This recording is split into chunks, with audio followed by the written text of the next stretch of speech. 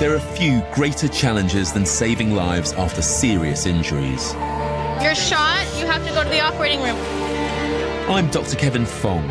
I want to see for myself how lives are saved in some of the world's most extraordinary trauma centres. This guy stabbed in the chest with a screwdriver, he's fully arrested. As a doctor, I've seen a lot. Hey! Motherfucker! But you've never seen it all. I'll be joining ER doctors across the world who are amongst the best at dealing with extreme trauma, from car crashes to stab wounds and gunshot victims. Did you get assaulted to or just shot? I've been given special access to get up close and see these elite teams in action, to learn the lessons that might improve our own A&Es. I want to learn the secrets of these trauma units and how they manage to save lives that would otherwise be lost.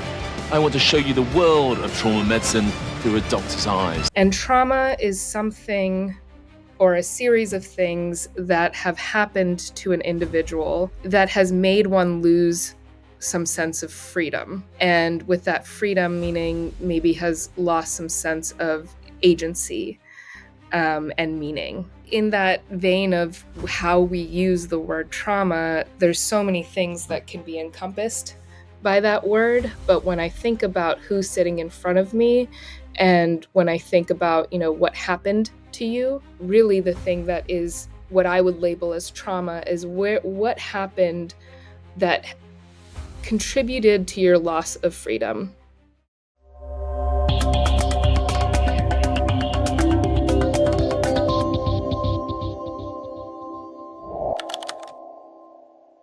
Welcome everybody back for another episode of Woven Wings Live, where we bring you wisdom and tools for vibrant living. I am your host, Gabe Crane, joined as always by my co-host, Rahul Didwania. And today we are joined by Neha Agarwal, Dr. Neha Agarwal, for our topic of growing from the hardest experiences, understanding and navigating trauma. And so Dr. Agarwal is a licensed clinical psychologist specializing in trauma treatment and severe mental illness. She's also Rahul's first cousin, which I'm excited to hear a little bit more about that. Today our topic is a challenging one. It's buzzword. It's an emerging topic within our collective discourse, which is a good thing, but it's also a complex thing. And I think it brings up a number of different things, the topic of trauma, acknowledging it, recognizing it, and then figuring out how we can work with it in a helpful way to create healing in the world. And so on that note, I just want to bring you in, Rahul, and just say it's great to be with you again, man. And curious if you have any thoughts on this topic that we are lining up to discuss on today's show. Thank you, Gabe. And yes, today, this episode comes with a few different angles that I'm really interested in. First off, you mentioned that Neha is my first cousin, and this is a reminder of just this idea of like, hey, even with someone like Neha who I've grown up with, we've had tons of conversations about all sorts of different things. I'm feeling grateful for the opportunity to have this conversation, which is going to be different, and I think really one of the things that I often enjoy thinking about is how even with the closest people in your lives, you often don't really understand them professionally, and just having a chance to, even at a surface level in this one conversation, go into this topic and Neha's area of expertise, also understanding that we have some shared context as it relates to this topic and all that. Very excited just to explore that. The second, second angle is just the intellectual angle, right? Which you alluded to, which is that trauma, understanding it and really the growth side of it is something that's all around us these days. And I think just becoming more educated and more well-versed in that, starting with this conversation is something that I'm very much looking forward to.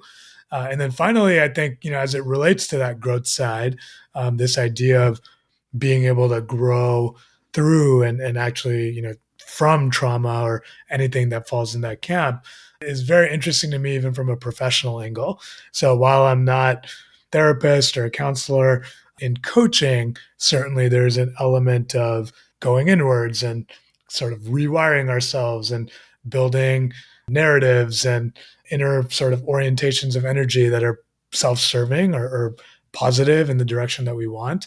And I think there's, definitely some overlap with some of the topics that we'll be exploring today. So very much looking forward to all of those different pieces. Yeah, with that, I'll turn it over to you, Gabe. What's been resonating or popping for you with this one? Well, I think that trauma in general is such a sensitive topic that one of the things I note going into the conversation is a little bit of trepidation. It's that concern of, wanting to talk about something that's very important and also wanting to ensure as much as possible that it's a helpful conversation, a helpful contribution to this conversation that's happening collectively. And I think that, in my own experiences around this topic, I think the first time that I really encountered the concept of trauma and working with it, understanding that, was when I was in graduate school for psychology. And so it was obviously like a major topic. And I found that to be the emerging kind of perspective around it, I think, is very illuminating. And I found it relieving in a certain way in terms of being able to understand others and at the same time understand my own experience a little bit more. And then I also, through that, I think have felt kind of like the rough edges or the tensions as within myself, and observed others kind of working out that identification, and the process of working with trauma in kind of real time in the world can get kind of conflicting and messy. And I think partly that's what I also observe in our political discourse today. The naming of trauma has then become another thing that's co-opted into a volleying back and forth of different kind of social or political positions and perspectives. And through that conversation, if we can even call that conversation that's taking place in social media, is a little bit, I think we lose the meaning of the term even, and we kind of move further and further away from actually being present to trauma and actually starting to heal what that label signifies inside. And I think that's where I can kind of land it for myself, ultimately, is like there's those are more intellectual interests, but then encountering trauma within intimate relationships in my own life and having to navigate with sensitivity what that means and engage that healing process in my own life step by step. And so I think that is that's part of the journey that I'm on in my own life. And so I'm excited for our conversation today to hopefully yield some insights in how I can show up in a better way within those interactions and processes. That's kind of I've got to say on this particular topic. I'm really excited to take this opportunity to introduce Dr. Neha Agarwal, who is our guest today. Again, Neha is a licensed clinical psychologist in the Los Angeles area who works from an integrative and multicultural framework to address current and intergenerational social and cultural factors that impact recovery, well-being, and resilience. She is interested in the intersection of complex traumatic stress and severe mental illness. And Dr. Agarwal believes in collaboration among various disciplines and draws inspiration from artistic, musical, and spiritual traditions to contribute to a web of wisdom to support one another in collective healing. On that note, Dr. Agarwal, thanks so much for joining us today. It's so nice to have you on the show. Welcome. Hi, thank you so much. It's great to be here. Can I call you Neha? Is that okay? Or what would you like? Oh, please. Yes. I guess, I'm actually really interested as well to find out more about your and Rockwell's childhood together. I think that would be really fun. But before we go to that, I hope that comes through in our topic today. But can you just at the outset provide us and our listeners of just an overview of what you mean by trauma when we're talking about it? As I was reading your intro, I was like, oh man, this is full of all these amazing words. And then also, like, if I'm like coming to this conversation for the first time, I don't know if I would have understood a lot of it. And so I think if we could just start there, what do we mean when we're talking about trauma, and why is it important for us to understand today? Yeah, Gabe, that's a really good point and really good feedback, frankly, and sort of highlights how complicated in some way talking about trauma is in the way that I described it, because I believe trauma to be something that is expressed and induced from various parts of our life. It's not just individual, it's our social, it's what social environment we've grown up in, what the political context is.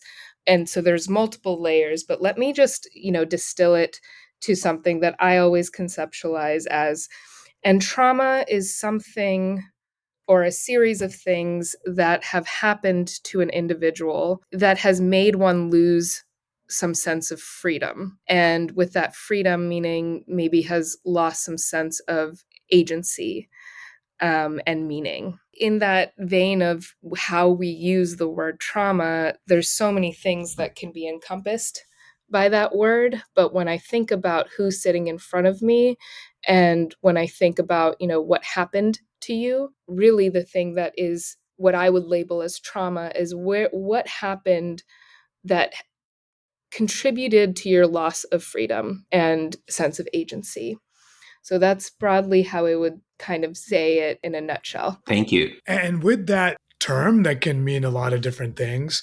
And, I'm thinking like, hey, there could be a lot of people who listen to this and they hear the word trauma and they're like, well, nothing happened to me, right? In the sense of the most extreme, overtly painful, traumatic experiences that you hear about, right? Or that maybe, people have experienced or that you see in a movie and you're like, okay, yeah, like that's trauma. Like I haven't experienced trauma, but we also kind of know that that's not entirely true. So, why should someone who hasn't experienced that version of trauma find this conversation interesting and kind of like, how can they reframe what that even means to them? Yeah, that's a good question. And I blame the DSM for nothing really bad happened to me for this because, and I think we can get into this later, the difference between PTSD and living with trauma. And this idea of a singular event causing certain symptoms of trauma, which we've encompassed as PTSD, whereas that experience of loss of freedom and loss of agency can come from many places, not just a singular event that was violent or close to death or even witnessing something like that. It can come from series of invalidating experiences, a childhood in an environment in which you were not supported or not given any sort of compassion. And I think I'll quote Resmaa Menakem because I think he says it best, and this really resonates with me. So Resmaa Menakem is a social worker who talks a lot about how trauma lives in our body from a framework of racial trauma and how his field is called somatic abolitionism. So how do we use our bodies to heal from racism that has been imbued on us for generations and generations. So he says, many times trauma in a person decontextualized over time can look like personality. Trauma in a family decontextualized over time can look like family traits. Trauma decontextualized in people over time can look like culture. And it takes time to slow it down so you can begin to discern what's what. And I'm just pausing there because I know that's a quote that I have to read over and over again, but I think it encapsulates how this idea of trauma can show up in many different forms in how we relate to others, meaning personality, what our family is characterized by, so family traits, and then of course how we label certain cultures and what a cultural norm is. That's usually comes from some trauma response. I guess as I hear that, what it brings up for me is this notion that trauma, there's, acute events that create trauma, as Rahul named, but then there are all these environmental factors, so to speak, that can create the sense of loss of freedom or the real experience of that over time.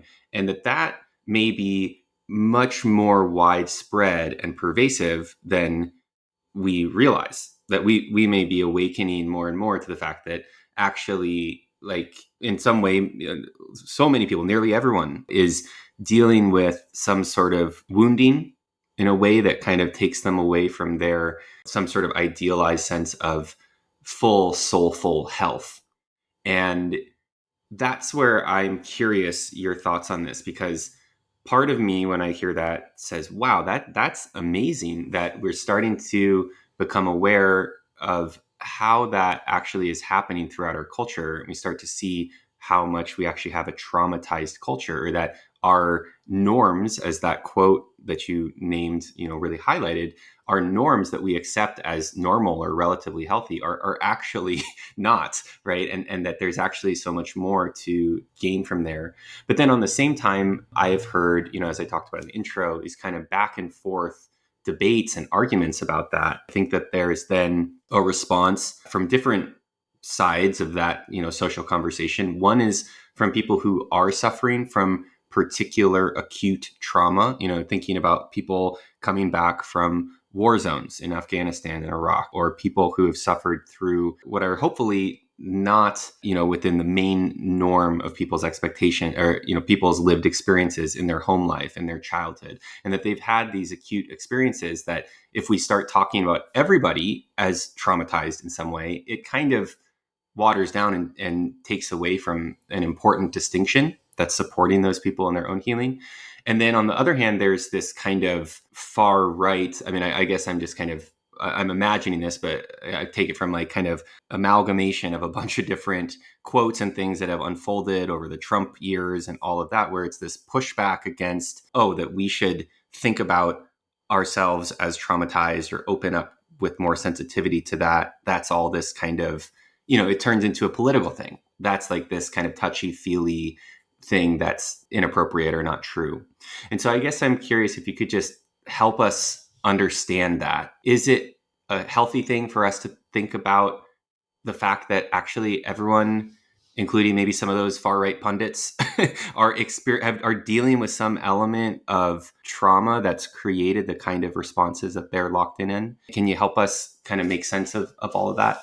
Yeah, no, I think this is a very important distinction. And as I knocked the DSM earlier, but I think what is helpful about the DSM, like I said, is that it differentiates PTSD from just living with trauma, right? There is I should know the statistic, but only a certain percentage of people that have experienced a more like violent trauma will actually go on to have what we call as post-traumatic stress syndrome.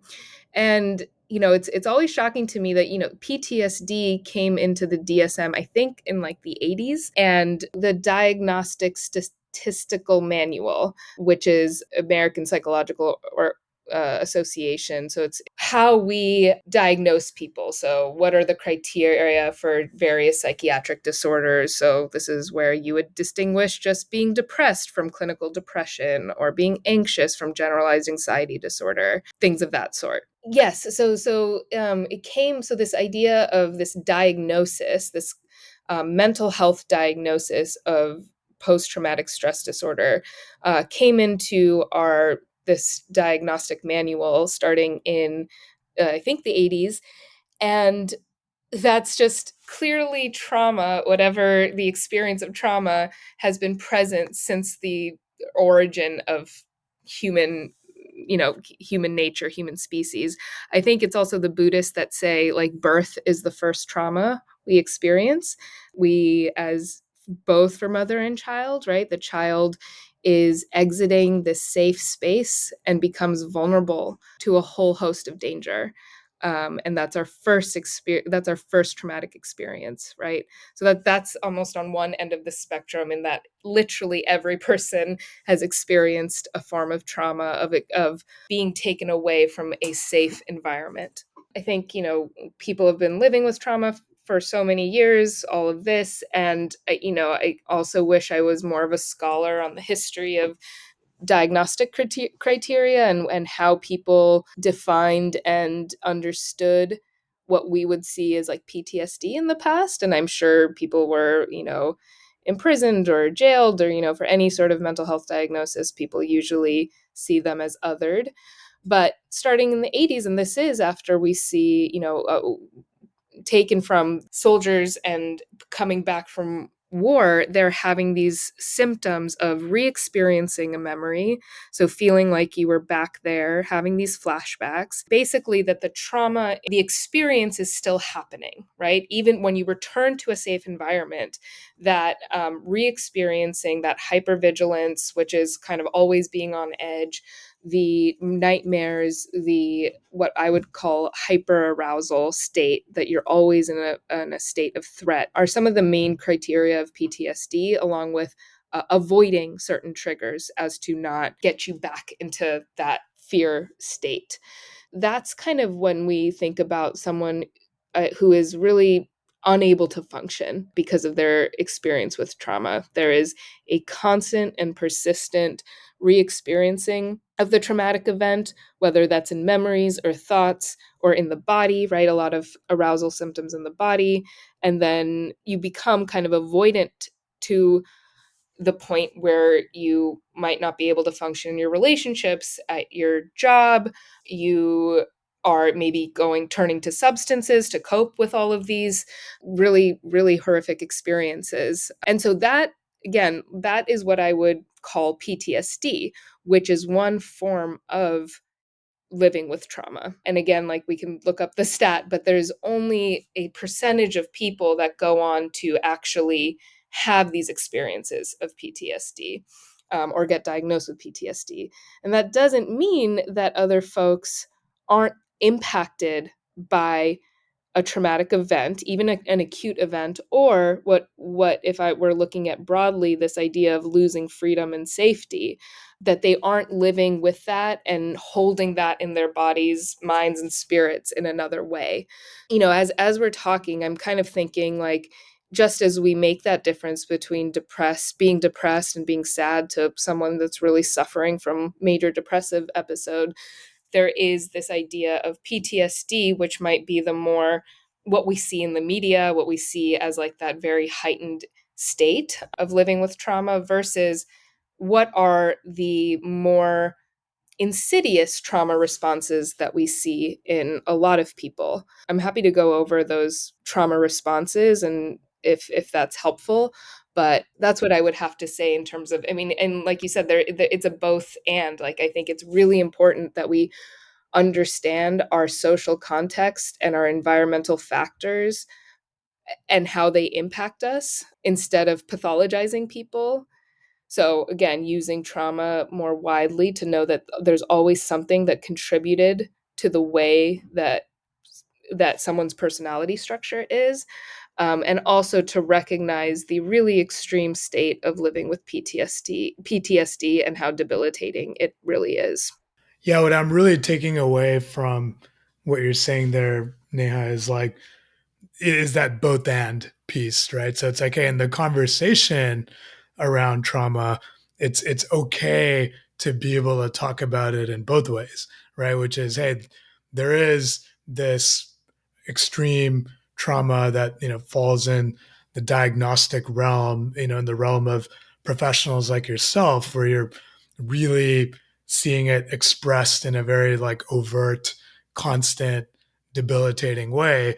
But then there's also this idea of everyone carrying trauma, some way, shape, or form, and that broad definition of, hey, anything that's inhibiting or has reduced your sense of freedom or agency, right? And I think, I'm still picturing or still sort of caught up in the image of trauma at birth, right? This idea that from day one, you are both growing as a person and becoming your wonderful self, but you're also living in the context of being in the world, right? And having to protect yourself and having to having your sense of self challenged and absorbing all that, right? Mentally, physically, emotionally, spiritually. And so I feel like you started to paint this picture of really what trauma is, right? And it sounds like the universal piece that really connects trauma is that notion of, inhibited or sort of reduced or affected freedom and agency. And so then my question then becomes like, how does one identify or become aware of which parts of their experience in life, or which moments, or which environmental conditions or social conditions are negatively impacting them and are creating that trauma, whether strong or otherwise, that's present in their lives. Yeah, this is a really good question. And I think this also always humbles me because everyone knows those instances, right? We are really carrying all of our experiences, whether conscious or not, in our body, mind, and spirit. So those are all inside of us. And that's one thing as a therapist is you always have to remember the person sitting in front of you knows themselves the best, but what are the kind of smoke and mirrors and barriers that they've put up against these memories and experiences, because you need to survive, right? If we actually saw and remembered everything that reality threw at us since birth, right, of being exposed to all this danger, it would be really, we wouldn't be a very evolutionary fit species, because it would be a lot to hold. So thinking about that, the person, what's there, both your strengths and vulnerability, both your power and your weakness, and how do we start to access that? And usually, I think I would love to see a world in which self awareness was cultivated in a very intentional way from when we are children, right? And I think we see mindfulness happening more in schools and just breathing and things of that nature. But I really think it starts with, I think, how people will come to it usually, and this is one of those painful truths of the world, is that something does happen. There is a rupture, kind of connecting to that first rupture of exiting the womb. There's going to be many ruptures in your life after that, and there will be something that happens, and it could be a breakup, a loss of a job, a loss of a loved one. And these aren't even just traumatic events, like just not feeling like you're disconnected from self, that maybe will bring you to a practice of self-awareness and therapy. And I just want to make clear, I think individual psychotherapy is one specific form of practicing self-awareness, but there are so many forms of doing this, right? So like meditation, finding a spiritual space, engaging in an artistic but again, something that you're doing kind of with yourself. And I see the therapist as sort of like functioning as a mirror. So something where you're cultivating, like, okay, what is keeping me stuck? And often that is what leads people into these spaces of inquiry, is that there's something unexamined, there's something that's keeping me stuck. And I think we often jump to, well, what's wrong with me? There's something, I'm not good enough. I must be broken. I must be damaged. And we want to fix that right away. But that process of exploring and discovering with just careful compassion can start to identify where were those instances that might have shaped you to carry such thoughts about yourself or others or the world. So what I'm hearing there is that self-awareness and the building of awareness, however it comes, whether it's a spiritual practice. I mean, we talk about that notion a lot here on this show. And I think it's one of the things that we're very much about promoting in the world. However it comes, that's as we start to become aware, we become more conscious of some of these dynamics that might have been under the rug or just outside of our consciousness beforehand. Once we identify that there is something going on, what do we do? What helps? What generates healing or positive movement around some of these patterns? I think, and I also want to say, for most of us, we, again, to reiterate, something happened that brought us to that intentional practice of self-awareness. So kind of like always coupling this shadow and light, right? That something dark happens, something ruptures, and how are we seeking that repair? I think everything's relational, everything's connected, and I think relationships are what heals us. So again, thinking broadly about what relationship is, that is, relationship to friends, to families, to partners, to therapists, to spiritual guides, but also to communities, to nature, to your non-human companions. Some sort of corrective experience through a relationship can be extremely powerful to heal some of those wounds that have disconnected us, right? So again, like freedom, lack of agency disconnects us from ourself. And we're trying to reconnect with our wisdom, reconnect with our resilience.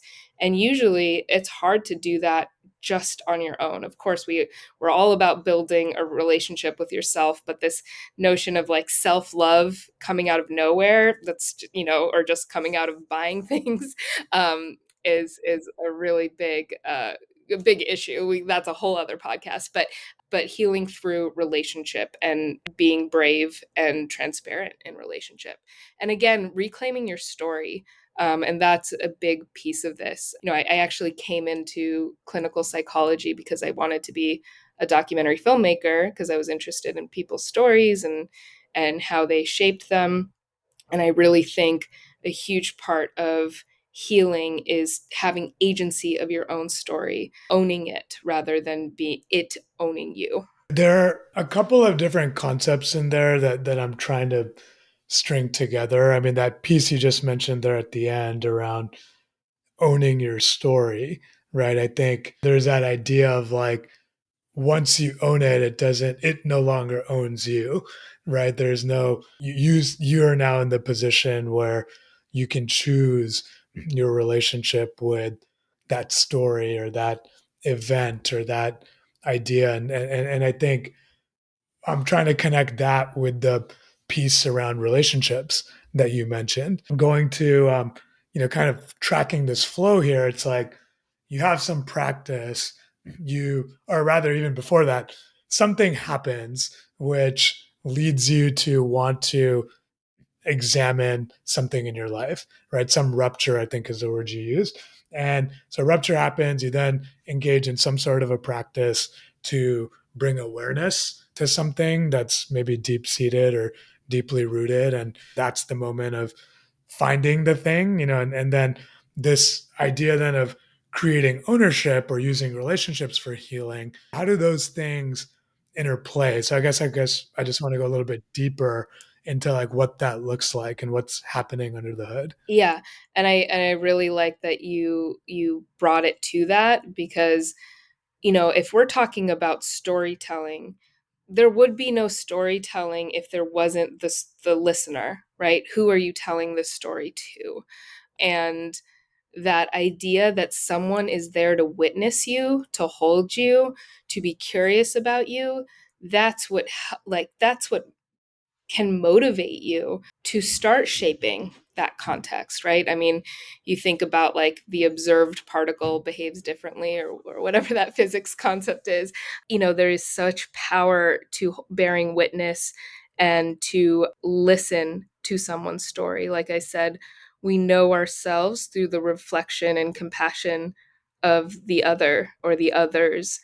And so I think that is such a key piece to, I mean, again, it's hard to weave this story without someone to share it with or someone to witness it with you, that you're not alone in it. You said the magic word there, weaving, which on our show, Woven Wings, and that's what's been going through my mind during your yeah, Right. right. But it is very great. It's just That was not so nicely purposeful. placed. But it was what was going through my mind about this because I think this is another version of what I think Rahul's asking there. Sometimes I think about.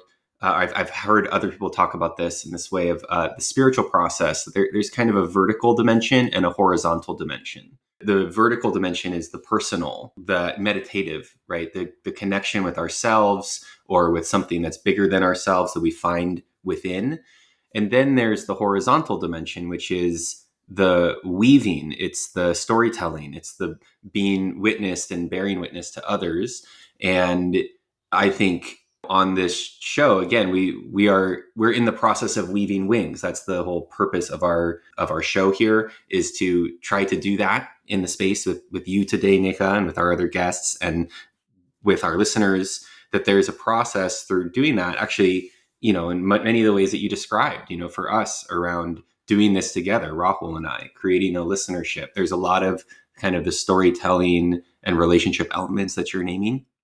And then there's this element of the vertical or the personal connection, or kind of organizing ourselves as individuals first to be able to come into that relationship. I don't know if it should be first, but managing that alongside the relationship to make sure that the relationship dynamic can be healthy. I'm curious if you could help us understand that a little bit more, because I think the downside, there can be destructive relationships too, right? There can be codependent relationships or relationships that reinforce trauma or perpetuate trauma. So how do we hold those two poles, the personal and the social, in a way that's helpful to both? No, that's a good point. And I also want to bring up, just to add to that, like the relationship to substance, the relationship to ineffective coping, whether that's substances or anything else, because the thing itself is not the traumatic thing, right? So, or the person itself is not the bad object, right? It's our relationship to it and what we are seeking from it. And I like those two axes, how you pointed that out. I didn't think of that before. I do want to say this idea of the linearity is also really dangerous, right? That we must have that vertical access before engaging in that horizontal, because there is a constant recognition of yourself and recognizing. I was going to say re-looking, but that's recognizing of yourself in various relationships, right? Various relationships, again, whether to humans, non-humans, substances, your passions, hold up a different side of us. I think, again, like this, how do we know when to pause and disconnect, right? And once we have choice over that disconnect, rather than it being imposed on us, which is, what I call dissociation, right? This kind of survival mechanism to make you disconnect because something is too much. When we can choose to disconnect, to engage in that vertical axis, that is huge. But how do you get there? And this is where I'm talking about usually that piece of something happens. Something happens where maybe that switch, that kind of recognition of like, I'm stuck, or I'm hurting, or not even I'm hurting, I'm suffering. Some recognition of that happens. And hopefully, through there, like from the various outlets, you start to go along that vertical to then maybe ascend to more healthy horizontal, meaning like more healthy relationships. But seeing, and I think there's always a tricky piece of like, this idea of post-traumatic growth or resilience, right? Like that most times after recognizing what has happened to you, the resilience and the flourishing can be so incredibly profound and beautiful. Not to say that that thing should have ever happened to you, but usually it takes something like some confrontation in order to disconnect from those more unhealthy relationships. And that's, I mean, to go back to your point of maybe why it is very important to have this dialogue around trauma, and again moving from what's wrong with you to what happened to you, is important, because I think recognizing, and whether that's through films that we watch, music that we listen to, stories that we propagate, that if you are in quote unquote a toxic relationship, there's something you're seeking to heal that isn't working, right? And when can you step back and go on that vertical axis journey? A more abstracted notion that's coming to me as it relates to everything you're saying now is, we recently, in a previous episode, had a conversation with someone about Buddhism, and specifically how that branch of Buddhism called Nichiren Buddhism is built on this notion that growth and personal growth and the path to enlightenment goes through the experience of life, right? It's this idea that you can't sit under a tree and just find it on your own, right? And that image is coming back to me again, with what you're saying, which is, hey, like every experience is both a reflection of what's happening for you internally and what you're carrying into any given situation, as much as it is a opportunity for you to see that reflection, and to learn about yourself and to put yourself in a position where you can be transforming through that experience, right? Using the starting with awareness and all the things that you've talked about. With that idea, right? And you started to allude to this a little bit towards the end, which is like, what happens on the other side, right? Like, what does it look like to have a healthy relationship with baggage in our lives, to have processed, some of these experiences or some of these things that are inhibiting our creativity. I know when we talked earlier, you used this notion of trauma, removes the box, right? And processing trauma creates the box. And I'd love for you to share that, share that metaphor and use that maybe as a launching pad to talk about this question. Like, what does it unlock for us to get to the other side? Yeah, no, and as you were starting to talk, I was thinking of that exact conversation around what creates, thinking this that came from this idea of like, actually when I worked with youth in filmmaking, there's this notion of always in the artistic process to think outside of the box. And I kind of realized like, well, if you've never had a box, how do you think outside of it? If it's just all complete shreds and pieces, fragments everywhere, how can you think outside something? And again, coming back to that notion of freedom from that box, because there is none. Everything feels like chaos. And I wanted, you said, what does it look like? I definitely want to come back to our feeling language of what does it feel like? Because it'll look very different for people. But that feeling that you have a form of safety and articulation, and that's not the right word, but a form like that you have a container, right? And box container that and a story is a container. And once you have that, you start thinking and the mind starts opening to new experiences, to your own potential. And I know this is all very vague sounding, but to go to your question of how do you create that box again? So if we kind of talk about the fragments, right? I think storytelling and self-inquiry and meditation helps us create that container, that narrative, that thing that we can hang on to. I think one of the biggest moments in trauma therapy is that moment where someone says, "This really happened to me." There's so much self-invalidation when people experience traumatic relationships or traumatic events, like this couldn't have happened to me. But that moment where you say, no, it really did, that almost like starts to form the outline of the box. And as you fill in those pieces at different points in your life, you can feel a little more brave to knowing that that coherence is there, and that you have survived that experience. You can start to feel this freedom to play and create, right? This idea of, no, I'm getting into attachment stuff, but a secure base, like you can wander and go while knowing and returning to your ability to make sense of things, to make meaning out of things. So I feel like that creating the box is creating a sense of meaning out of something for then you to explore and play and create outside of that, to continue to make meaning and to trip and fall knowing that you have that capacity to make meaning. I think when people usually talk about boxes and thinking outside the box, there's an implicit value that's put on thinking outside the box, right? And if I'm understanding what you're saying correctly, what I'm hearing is that trauma, like living with trauma or experiencing PTSD, is a kind of is living within a box that's not a very nice box. That's been kind of constructed out of all of the pain and the shards of these different experiences.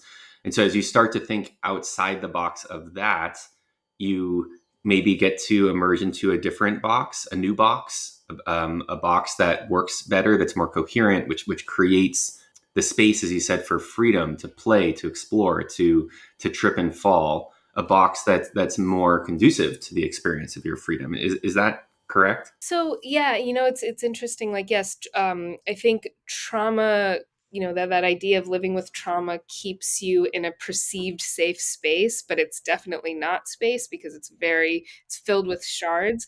I would almost say that that box is like invisible, and there's just fragments, right? There's just fragments around you. The idea of that broken vase, when it shatters, you're surrounded by these fragments, and there's might be some vague feeling of something that was there. And that's such an important word that comes up when people talk about their experience with trauma. Is I feel broken, I feel damaged, I feel like fragmented, right? That comes up so much.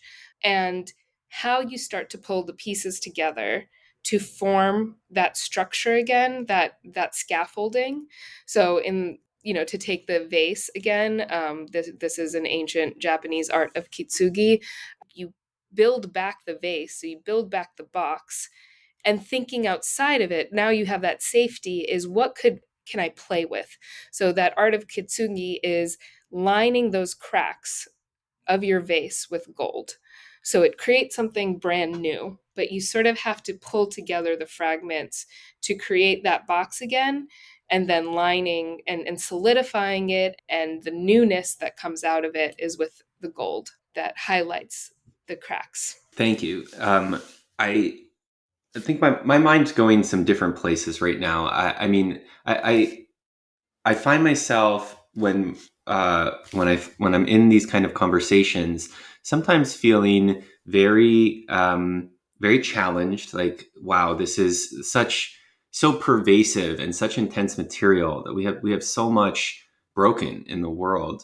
And then when we touch on, and we've had a few moments of that today, where it touches on like the what's on the other side, the possibility, what happens when we start to turn towards that, then I feel this very powerful, I mean, I can label it as idealistic, but it's like, it's an extremely cathartic sense of possibility at what may be coming in our culture, as this is just getting introduced. We're just putting all these pieces together in the last 50 years or so around that this is even something that humans experience, and starting to understand it. So can you help me make sense of that a little bit? Is it overly idealistic for me to imagine that we could be moving towards a radically different social world together as these tools and this understanding becomes more pervasive? Thinking as like over the course of the 21st century, for example, is the potential here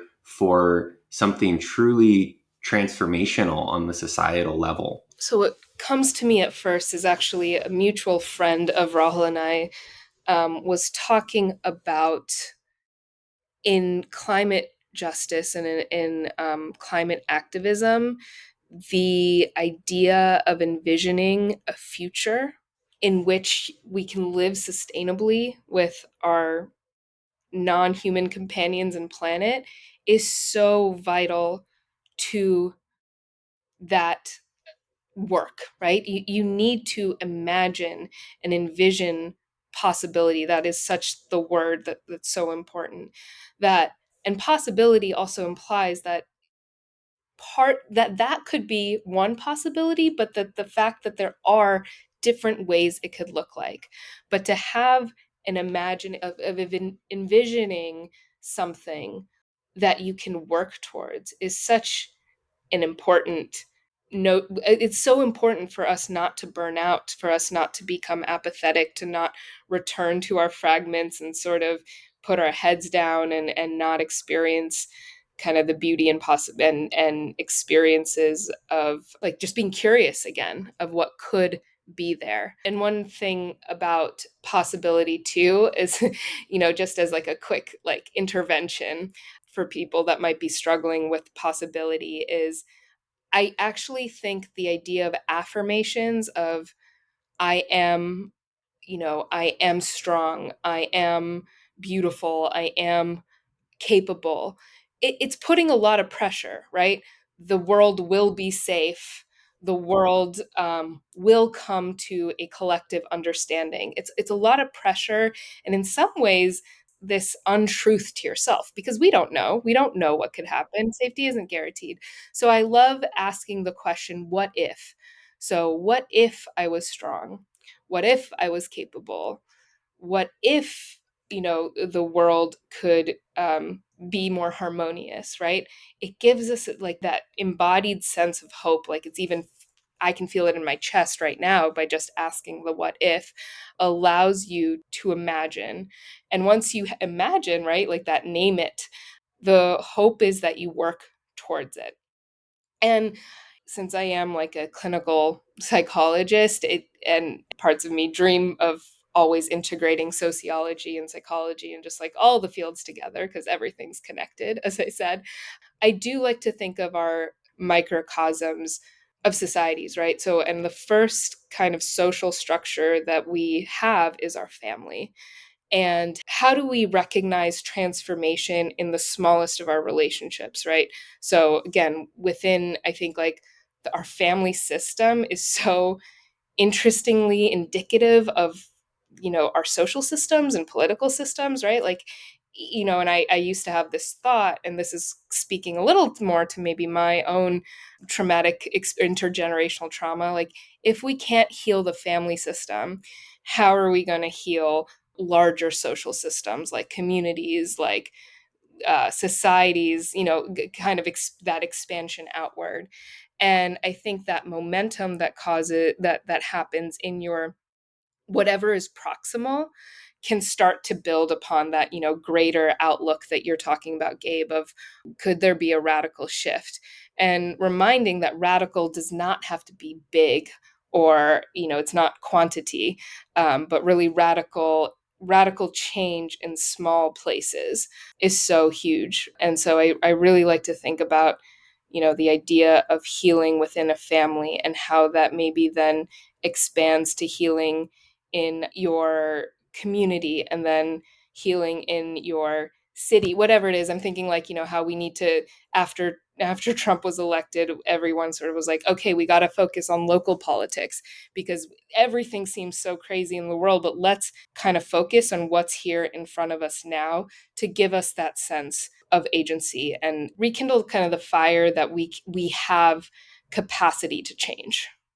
Neha, I'm gonna, build towards what will end up being a little bit of a almost like a three-part question because what you said just prompted so many different things. I mean, the first is what you were saying as it relates to, being able to imagine possibility, right? And that being a source of energy in the coaching framework, right? Like visioning as a tool is something that has come up in all sorts of different places, that I've seen, and is very much built on this notion that of what you were talking about, right? It's like, hey, when you imagine the possibility that's uplifting to you, you start to feel uplifted in the moment, right? You literally feel it right now, and so question one as it relates to that is, how do you marry that notion of like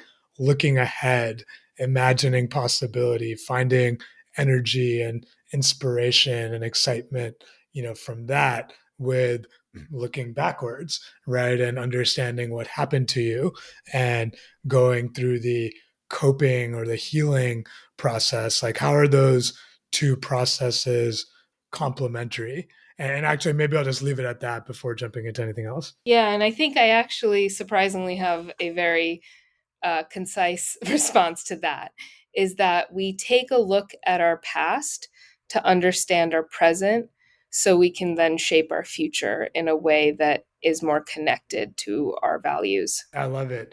And so then that idea, right? So you go through that flow, and we're now connecting it to this idea of like, bring that healing, bring that sense of possibility home, right? Start with the family and sort of radiate outwards.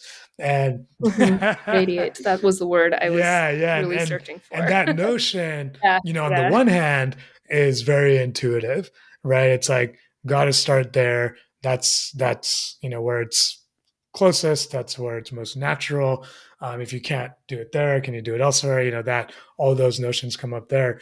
On the other hand, right, and this is maybe getting a little too like practical or just in the weeds of it.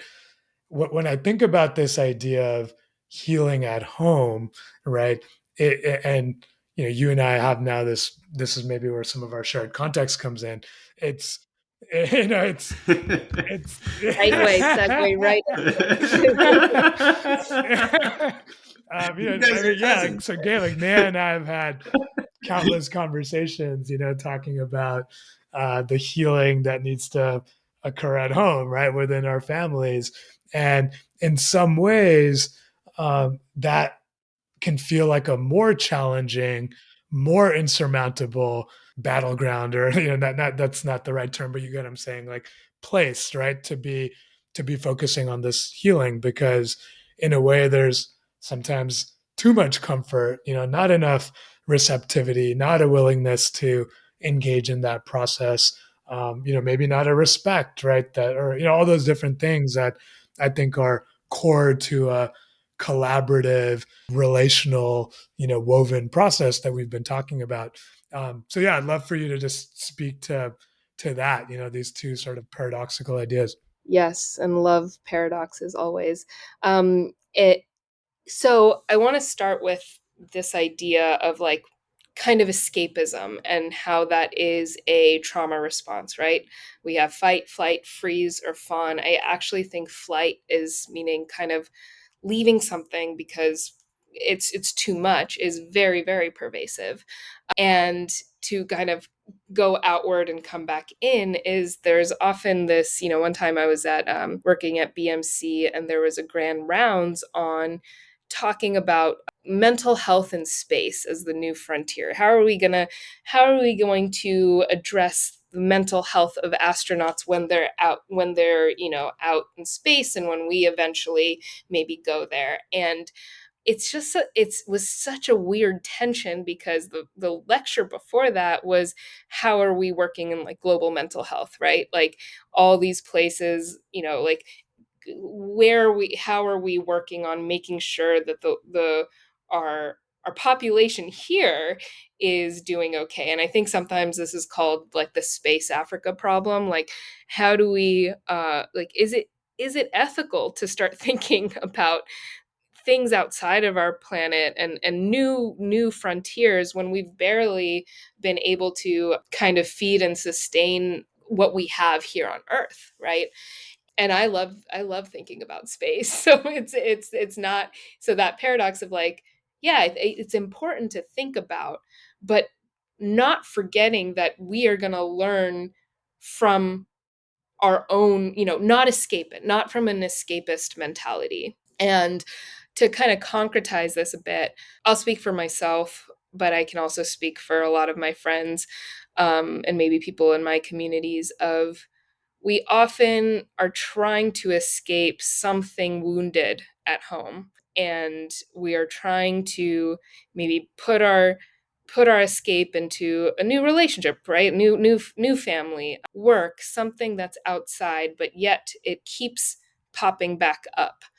And so I think, more than kind of thinking about whether we look to something else, rather than healing what's at home, not thinking about those two differences, but rather, what are different ways healing could look like?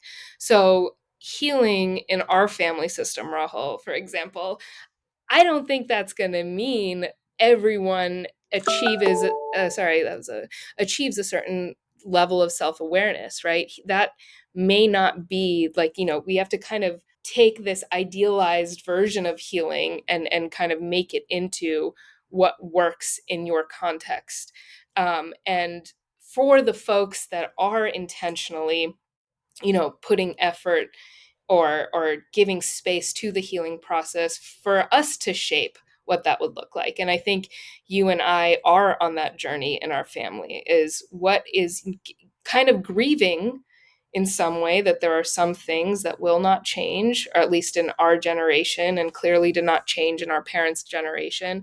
But what is what are we capable of, and what are those ways that we, break some of those intergenerational wounds. And I liked this phrase again from like a friend that I worked with, is like, it's not just the intergenerational transmission of trauma, but the intergenerational transmission of resilience too. Is how do we be people that can like claim that resilience in our family, and kind of reshape what kind of balance and harmony can look like, even if it's not the ideal that we wanted. And that itself is such an important healing process, to recognize when something is good enough.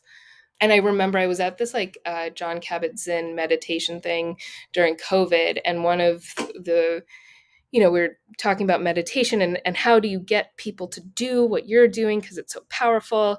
And he simply said, he's like, don't ever try to force someone into their healing process. You work on yourself. So you sit there and meditate at home, and you hope that that radiates, and that people will pick up on that energy and maybe be inspired to contribute to that more collective healing, right? But you cannot impose that on another person, right? So it's you and I being intentional people in this system. How are we what are we imagining as healing, and having a more realistic, good enough picture of that? I think there's a famous quote that says, if you think you're enlightened, go home for Thanksgiving to your family. Right. And I think there's also kind of the notion of twists and turns in the river of life, that sometimes we have to step outside or break free, or leave some sort of dysfunctional pattern. But then just, then just as often we have to return. And through that going and returning, I think ideally with the right intention, it sounds like what you're saying, then we might not be able to fix all of it overnight, but what we can do is we can fix something. And through fixing something, maybe we will actually be touching on all of it in its own way. I am cognizant of the time, so I'm going to actually bring us to a close. Neha, this is I've really, really enjoyed having you on today and speaking with you. And I kind of feel like we need to do this again. We're just kind of getting into the conversation. So I've got... I know, I had so many things to respond to that meandering river. I think we may need to have a part 2 and perhaps beyond, maybe in 2023. But being respectful of our container and the time for today, I just wanted to thank you for joining us and ask if there's any, as a final question to you, is there any kind of concise takeaway? If there was one thing you would want someone listening to this to carry with them into their day, besides all the insights that you've provided us already today, but if there's one thing that you'd like to really leave our listeners with, what would that be? Oh, I feel like, Gabe, that question invokes so much energy, my activation, I feel like crying right now. I have to say, and because I think, I don't know, I get so afraid of sounding cheesy, but I guess they're cliches for a reason. But just to remember that everything you need is within you, and it's how but we need others to help us reclaim that and reaccess it, right? So you are yourself, you have what you need, but we do need others to help us really use it to the full potential.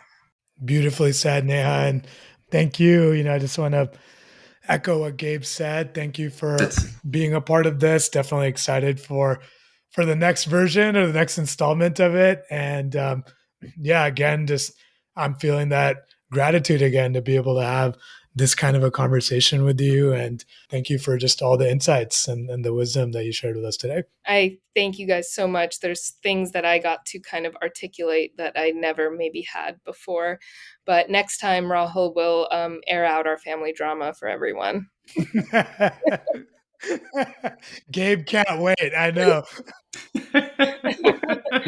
You better get your... I can't wait. I hope you get your parents' permission first. All right. Or whatever it is. Thank you, guys. So on that note, thank you, Neha. Thank you, Dr. Agarwal. And for folks listening to this, I just want to say thank you for joining us for this past hour. And we hope it can be helpful for you. And one thing I want to say as we close today is that, if you follow our show, we talk about different topics. We have folks on talking about climate justice. We just interviewed Stephen Winbrandt about composting.